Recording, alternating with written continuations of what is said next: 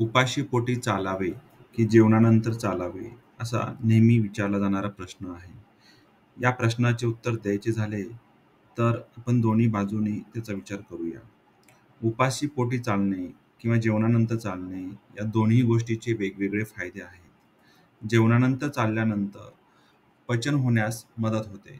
त्यामुळे गॅसेस कमी होणे, त्याचप्रमाणे ग्लायसेमिक इंडेक्स म्हणजे रक्तातली साखर जी अचानक जेवणानंतर जी वाढते, ती कमी होण्यास मदत होते.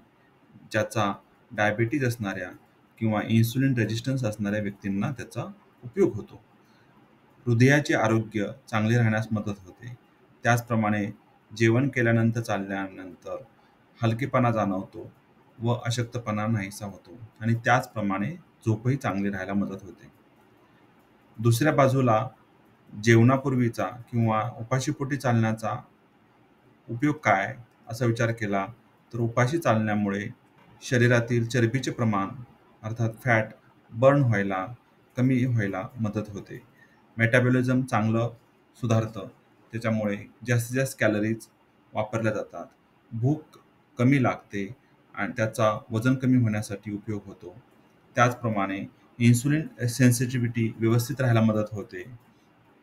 एकंदरीत उपाशीपोटी चालण्यामुळे वजन कमी होणे व मेटाबॉलिझम सुधारणे यासाठी चांगला उपयोग होतो.